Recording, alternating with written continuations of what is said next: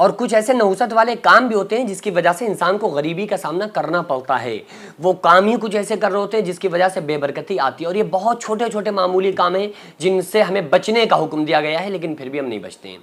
بعض لوگ پیشاب کرتے ہیں واش روم میں، یعنی کہ باتھ روم میں جہاں نہایا جاتا ہے، غسل خانے میں پیشاب کرتے ہیں، تو یہ مکروہ عمل ہے، اس عمل سے بچنا چاہیے، اس سے بے برکتی آتی ہے، گھر میں غریبی آتی ہے۔ جسم کے اوپر جو کپڑا پہنے ہوئے ہیں اور وہ پھٹ جائے تو پہنے اس کو سلنے سے گھر میں غریبی کا انسان کو سامنا کرنا پڑ سکتا ہے، یہ باعث بن جاتی ہے۔ غریبی کا مطلب یہ کہ بے برکتی آنا، نحوستیں آنا، یہ ایسے کام ہیں جو مناسب نہیں ہے، تو ان چیزوں سے بھی بچنا چاہیے نا۔ پہلے ہم کاموں میں دیکھیں کہ حلال کیا ہے، حرام کیا ہے، تو حلال حرام جب سامنے آ جائے تو ہمیں حلال پر عمل کرنا چاہیے۔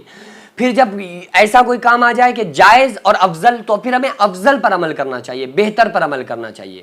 یعنی اگر گرچہ کوئی چیز حرام نہ بھی ہو، لیکن اگر کوئی بہتر والا کام ہو نا، افضل والا، تو ہمیں وہ راستہ چننا چاہیے۔ اسی طرح سے دن کے کاموں کو رات میں کرنے سے، رات کے کاموں کو دن میں کرنے سے بے برکتی آتی ہے۔ عشاء کی نماز سے پہلے کھانا نہ کھایا، مطلب مغرب کے بعد کھانا کھانا سنت ہے، رات میں 12 بجے کھانا کھانا، تو یہ بھی خلاف سنت ہوتا ہے۔ جب انسان سوئے گا تو پھر فجر، ظاہر ہے کہ فجر میں اٹھے گا نہیں، اور آقا علیہ السلام نے کیا فرمایا، الصبح تمنع الرزق، صبح کا سونا روزی کو روکتا ہے۔ یہ ہمارے نبی صلی اللہ علیہ وآلہ وسلم نے بتایا ہے کہ دیکھو صبح کا سونا روزی کو روکتا ہے، تو ہم اپنی یہ عادت تو بدلتے نہیں ہیں۔ اگر کسی بندے کا کام لگا ہوا ہو نا کہ بھائی 6 بجے ہمیں اپنے گھر سے نکلنا ہے، 7 بجے تک ہمیں آفس میں پہنچنا ہے، تو سچ بتائیے وہ بندہ ناغہ کرے گا؟ کبھی نہیں کرے گا، وہ کہے گا یار ہمیں فوراً اٹھنا ہے کیونکہ ہمیں آفس پہنچنا ہے ٹائم ٹو ٹائم۔ لیکن 1 گھنٹہ اگر پہلے اللہ اٹھنے کو کہہ رہا ہے کہ بھائی 5 بجے اٹھ جاؤ، فجر کی نماز بھی پڑھ لو، تو وہ بندہ نہیں اٹھ رہا ہے، اور کتنی کوششیں گھر والے اس کے لیے کر لیں لیکن وہ نہیں اٹھ رہا ہے، لیکن آفس کے ڈر کی وجہ سے، پیسے کے لیے وہ اٹھ کر جا رہا ہے۔ لیکن رسول اللہ صلی اللہ علیہ وسلم نے ارشاد کیا فرمایا، الصبح تمنع الرزق، صبح کا سونا روزی کو روکتا ہے۔ ہم رزق کے پیچھے رزاق کو بھولے ہوئے ہیں۔ اللہ فرماتا ہے تم رازق کے پیچھے لگ جاؤ، میرے پیچھے لگو، رزق میں دے دوں گا۔ جب بندہ رزق کے پیچھے دوڑتا ہے نا تو رزق اس کے آگے آگے دوڑتا رہتا ہے، یہ بندہ ساری زندگی رزق کے پیچھے دوڑتا ہے۔ اور جب بندہ رزاق کے پیچھے دوڑتا ہے نا، رزاق کو پاتا ہے، تو رزق اس کے پیچھے پیچھے دوڑتا ہے۔ بھائی رزق کو فراخ کون کرتا ہے؟ ظاہر ہے اللہ تبارک و تعالیٰ۔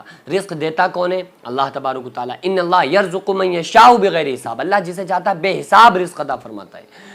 تو ہم جہاں سے رزق ہمیں ملنا چاہیے ادھر ہمارا غور و فکر نہیں ہے، ادھر ہمارا دھیان نہیں ہے۔ تو کچھ ایسے کام جو ہم گھر میں کرتے ہیں جو نامناسب عمل ہیں، جنہیں کاموں سے ہمیں بچنا چاہیے، پھر بھی ہم ان کاموں کو کر رہے ہوتے ہیں۔ تو ایسے کاموں کو ہم سمجھیں کہ کون سے ایسے کام ہیں جو نحوست لاتے ہیں۔ کتے کا بال جہاں ہوگا وہاں رحمت کے فرشتے نہیں آئیں گے، جہاں جس گھر میں تصویر لگی ہوگی رحمت کے فرشتے نہیں آئیں گے، جس گھر میں نجس انسان موجود ہوگا رحمت کے فرشتے نہیں آئیں گے۔ اب کوئی بندہ ناپاک ہے، نجس ہے، اب وہ نہا نہیں رہا ہے، وہ صبح ناپاک ہے، رات میں ناپاک ہوا، تو وہ صبح اٹھ کر کہہ رہا ہے کہ نہیں یار ابھی نہیں، دوپہر میں نہائیں گے۔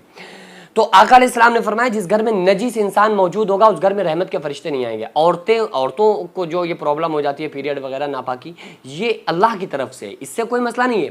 لیکن عام جان بوجھ کر عورت کو حیضانہ بند ہو گیا، اس کو مثلاً صبح کے 5 بجے حیضانہ بند ہو گیا، اب وہ بلا وجہ شام تک کا انتظار کرے تو یہ غلط ہے۔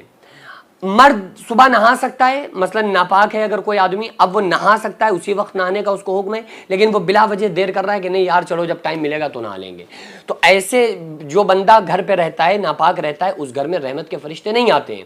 اور روزانہ صبح آسمان سے فرشتے آتے ہیں، زمین کی طرف آتے ہیں، جو رحمتیں اور برکتیں لے کر کے آتے ہیں، ہر گھر میں داخل ہوتے ہیں۔ لیکن جس گھر میں کتے کا بال ہوگا، جس گھر میں زندہ انسان کی تصویر موجود ہو، جاندار کی تصویر موجود ہو، جس گھر میں کوئی نجس انسان موجود ہو، تو اس گھر میں وہ رحمت کے فرشتے داخل نہیں ہوتے، واپس چلے آتے ہیں۔